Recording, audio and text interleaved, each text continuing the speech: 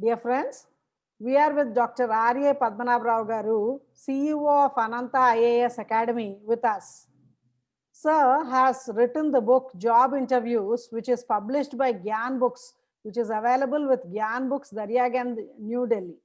For all the students or candidates who are preparing for the interviews, this book will definitely help all of you. Sir has around 30 years of experience with Prasara Bharati. He is also the honorary interview board member for several universities. He is and several organizations.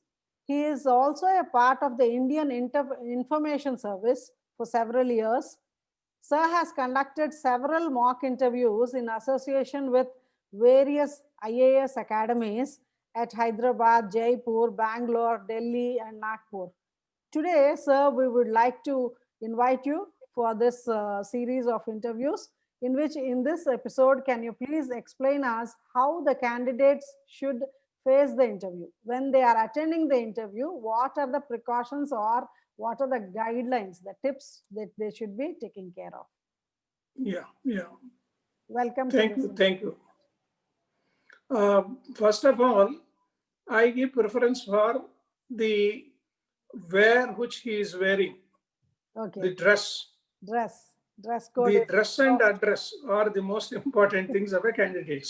Okay. The dress should be in an official manner. Okay. Even the lady candidates, they should wear a sari if possible. Yeah. The boys, they should wear a coat and they should be familiar with the coat wearing. If it is a new thing for you, you are wearing coat and the tie also, you don't try with that. Yeah. You enter into the complex of the interview board room in such a manner that you salute them by saying good morning, good afternoon, or good evening, whatever it is. Yes. I jokingly tell the candidates that the entrance gate of the board room, this side Lady Luck will be standing and this side Saturn will be standing. To whom do you wish them? Yeah. You first wish your Lady Luck. You think of your own God or whatever it is. The faith. You before entering the room, and then salute, and then the chairman will offer you the seat. Then only you should sit. Okay. Otherwise, you don't go and pull the chair and sit according to your convenience. Okay. You first tell, if it is a lady chairperson, you say, Madam, good evening. Then she will ask you to sit comfortably. And the chairman, whoever it is, they will start after verifying your DAF.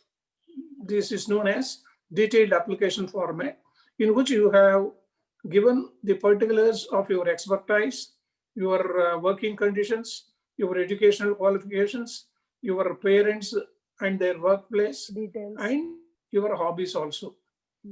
Depending on that, the questions will start. Normally, the chairman will take for 4 or 5 minutes to introduce you to the other members of the board. He will say, Mr. Janardhan or Mr. Ramesh or whatever it is, Krishnan, please be seated comfortably. You have done your post-graduation in sciences from a reputed institution like Banaras Hindu University. Okay. Can we know something about the Banaras Hindu University?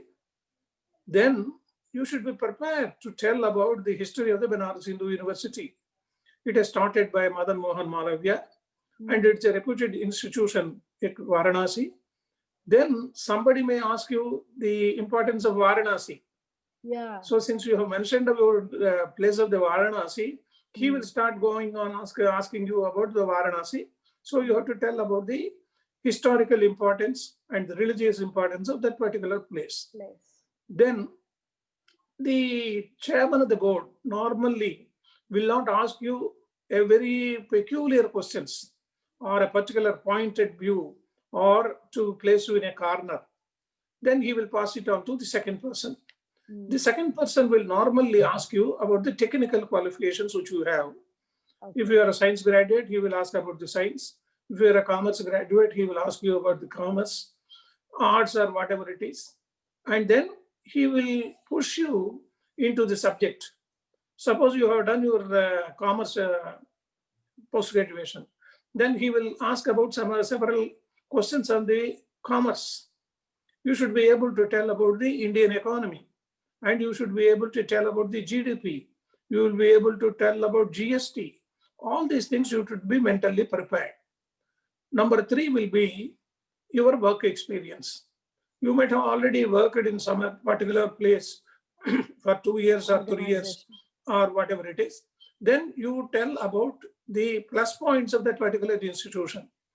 Then the board member may ask you, what were the difficulties you have faced in that organization? What is the hierarchy of that organization? What is their employee-employer relation there? What are the benefits they give to the employees?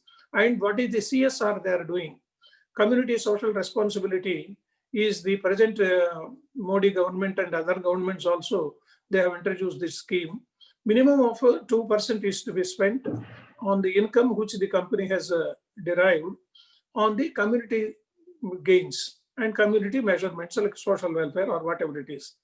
So you be prepared to answer a particular point of that your organization, and they may ask you whether you have done a good exemplary work there, or whether you have failed in particular incident where your boss has scolded you, or you have not come up to his expectations. You be prepared to tell them about your weakness also. And then the third person will normally ask you about the current affairs. Be prepared with that current affairs. That is the most ticklish issue. It can go up to the international level also. They may ask you about the European Union. They may ask you about the SAARC countries, G16 countries, like that. There are several things about the foreign policy of India, about the foreign policy of America, and the Trump's variations. Like that, you prepare yourself for answering that question. The answer should be limited. If they ask you about an analysis of a particular thing, if they ask you, what is your opinion on GST? This goods and services tax has been introduced about 2 years back. So you explain it in such a way that it helps the states and the center and the consumer also. And what are the variations in it, and how much it goes? It goes from 4% to 22%. And what are the goods which are taxable at the 22% rate, and why some of the states are not agreeing to the GST formula. Like that, you have to give them in a particular analytical manner and in a communicating skill. The 20 minutes and 30 minutes time of your interview is your lucky goods time. You are pushing them into your own field. Okay. If they are very well expressed and if they are very well impressed, they will give you good marks. And it is the threshold of your future. You can enter into an IAS or IPS or whatever it is. Or if you have a software company, you will get a good package. Your package also is depending upon your interview board meetings and answers. And then about the hobbies. Most of the people, they forget to mention about their hobbies which they are thorough with. If you're giving them a particular cricket, football, or whatever it is, if you are giving cinema watching or newspaper reading, whatever hobby you have written, you be prepared to answer them in a particular manner. The plus points of that hobby, the minus points of that, and your strengths in that particular field. Suppose some people write, worked in NSS, worked in NCC, and some people write watching cricket. Then you should know about it, minimum some cricketers' names and whatever things are there. Then they will ask you about the optional subject which you have taken in UPSC. There are the subject which you have prepared for your post-graduation. These two things you should be very much thorough with it. Suppose you are a mechanical engineer. You should be able to tell the questions which they have asked on a particular subject and on a particular aspect of that specialty. You are a specialist. You are not a generalist. So you should be able to answer them. Most of the postgraduates or graduates, after doing their post-graduation, they forget about their subject which they have studied about 5 years or 6 years back, since they are working in different fields of software companies or any other company. So before going to the interview board, you just go through the books and the latest achievements or experiments which have been done in that particular subject. You should be thorough with it. And then the common mistakes which the candidates do are they will try to woodwink them. You doesn't know the answer, but you want to impress them that you know the entire subject. And you go on boomeranging the subject with different meanings without answering the particular question which they ask you. So technically, don't try to woodwink them. They know, they are the experts. They are white-haired person, and they are the knowledgeable persons also. You don't think that they doesn't know. And the figures which you quote, normally some people are very much interested in giving the statistics. 10 lakhs, 552 crores. It may not be good or bad, but unless you are thorough with that particular statistics or demographics or whatever it is, don't tell them. If you doesn't know that answer of that, you please excuse me, sir. I have no idea about it. There is no problem in it. But if they ask you about 10 questions and all questions you say, sorry, sir, there is no need for appearing for an interview. You can say 1 or 2 questions because nobody is having a thorough knowledge of 100% knowledge on any subject. Even the interview board members also, they may not be knowing all the questions and answers. They know. The way you present yourself, the way you communicate, the way you express about your analytical analysis, that is more important, and that is more calculated way of doing things. So, in my opinion, you are the person who lead the interview, not the interview board. The chairman just gives you the rope. You are pushing it to yourself. So you start going on telling, sir, I have done particular thing which is of importance, national importance. I got this award. I got the patting from my boss for this. Then they will come into that field and they can ask you about that question. So your strengths and weaknesses are in your own hand. You try to impress them within the 13 minutes or 30 minutes or 40 minutes. If you can impress upon them very well, they will think that the person will be able to handle the particular civil service or any other service, whatever it is. The another important thing, it may not be your UPSC interview. It may be an interview of a general nature of any other organization. You know thorough well about that organization.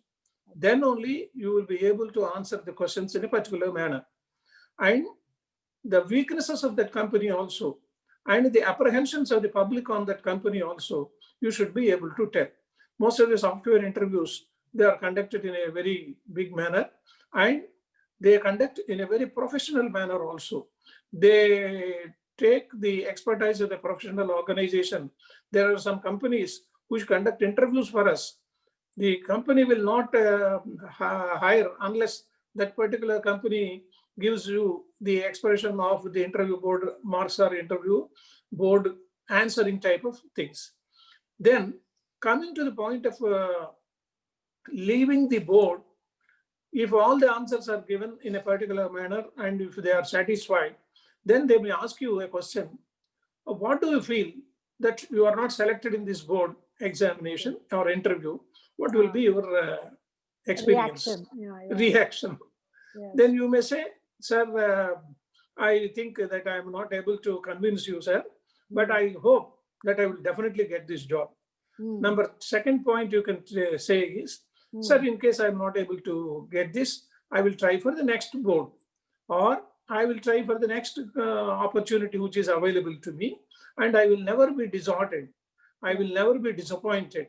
I will try to improve myself, the communication skills as the written skills also, and I will try to impress upon the board. This type of attitude should be positive attitude. Yeah. So the attitude, the aptitude, or the longitudes of your interview board, and be thorough with the subject, be thorough with the language which you are using. Don't try to bombard them. you use very high flowed English, which you also doesn't know. You have picked up some words from the dictionary or whatever it is, and you try to impress upon them that you are almost like a English gentleman. Some people use the accent of American accent while answering the questions. That is also not good. You prepare well and you behave well and you answer well, then the lady luck smiles. All the best. Thank you very much, sir, for enlightening the students. We will look forward for future in the future for few more episodes. Thank you very much, sir.